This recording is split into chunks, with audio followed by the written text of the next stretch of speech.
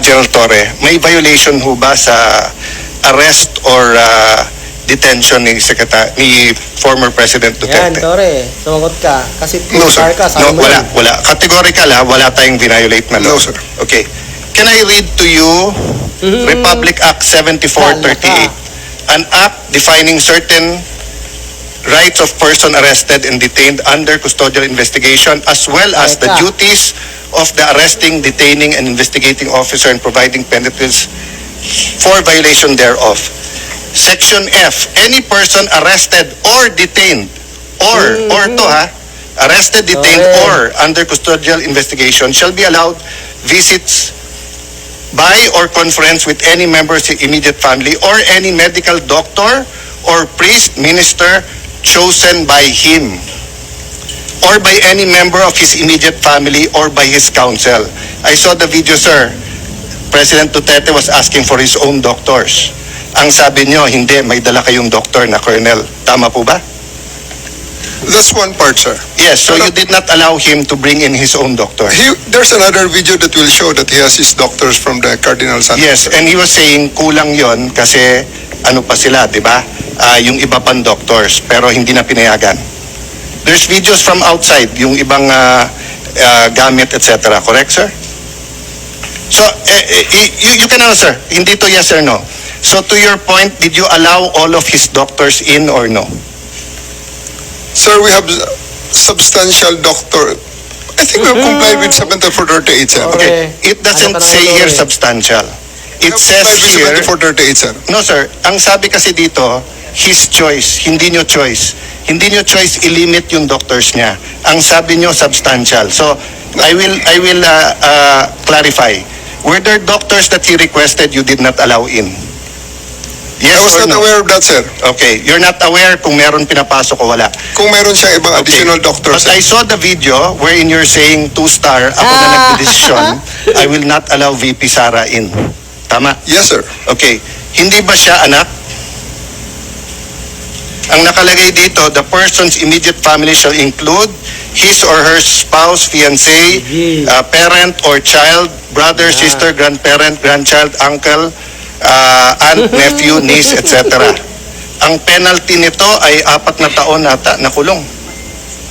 Penalty clause. Any arresting public officer, employee, or any investigator who fails to inform any person arrested, detained, or under custodial investigation of his right to remain silent and to have competent penalty of not less than 8 years. Ito, sa letter B, any person who obstructs or prevents any of his lawyers, any member of his family, or person arrested, detained, and medical doctor or priest of his choice 4 years.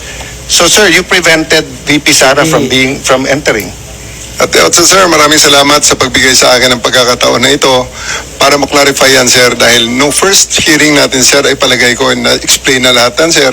At nagkaroon ng napakaraming mga... Nung first hearing, sir, ang pinag-usapan kasi doon na lawyer, ako, upon looking at the Constitution, kaming mga senador, we cannot appear before the court but we can practice. Pero ang presidente, vice president cannot practice. So, kasama na ako doon at yung ibang nagsabing abogada. Pero, nung nakita ko tong batas na to, nakalagay, pag anak, you cannot stop them from visiting. And nakita ko yung video, but sabi nyo nga, may kompleto kayong video, that's why I'm asking you, baka naman pinapasok nyo nang hindi ko alam. Sabi mo, 2-star, sir, ako nagdesisyon nito, sir. I don't know if you use the word, ako mananagot.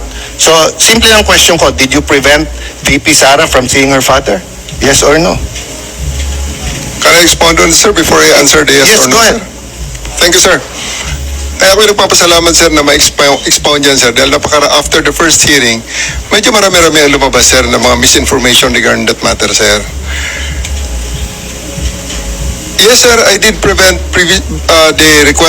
I did deny the request of President Duterte for him to allow VP Sara to enter, sir.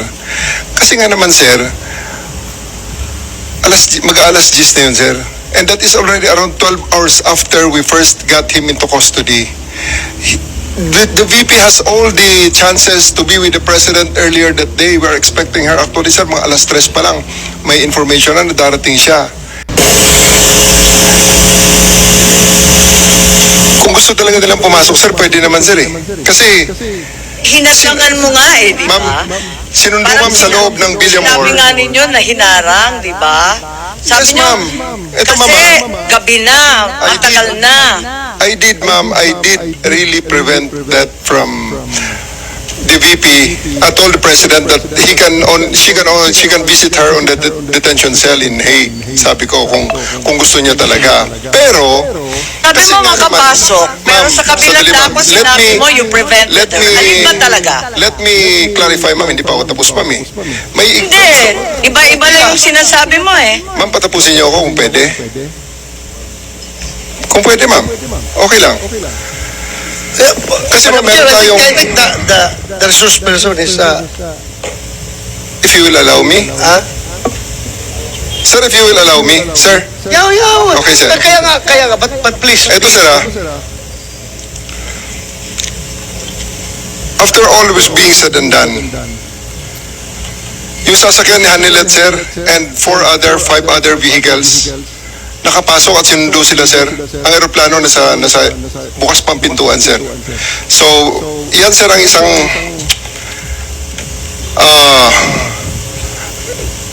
tumayong balahibo ko nun, sir, noong panahon na nakita ko, naku, andyan yata si VP Sara, andyan si Bongo nakapasok na. Kasi sinusundo na, sir, si Hanilet at saka si Kitty, sir, ng kanilang mga sasakyan, together with the other entourage. Bakit nila sumabay dun, sir, sa tarmac? Bukas pa naman, sir, ang pintuan. Alam mo, Madam Chair, Sir. Nick, Sir. That's a new ibig mong information, sabihin sir. kung pwede pumasok yung si Ma'am Hanilit at saka si Kitty, gusto mo ring sabay-sabay na sila. Sir, ganito. Hindi ko dinideny na pinrevent ko si VP Sara na pumasok based on the request of the former president.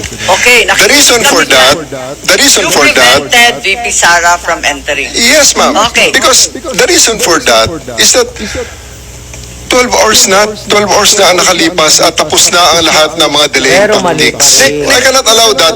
Otherwise, magiging magulo pa ang situation, Nag-expire sir. pala yung karapatan ng May expiration date pala yung karapatan ng anak na bumisita sa kanyang tatay. Sir, we do believe, ako sir personally, that's my call at that time because I'm operating on the premise na So ang it's your mission, call. So it's your call to Yes, sir. violate the law. Yes. It's your call to violate the law. Dahil nakalagay sa batas, binasa ni Senator Alan Cayetano na bawal na pigilan yung anak na bumisita. So it's your call to violate the law. hindi sa ganong context, sir. Anong konteksto? Nasasabi mo lang dahil hinadlangan mo yung pagpasok eh.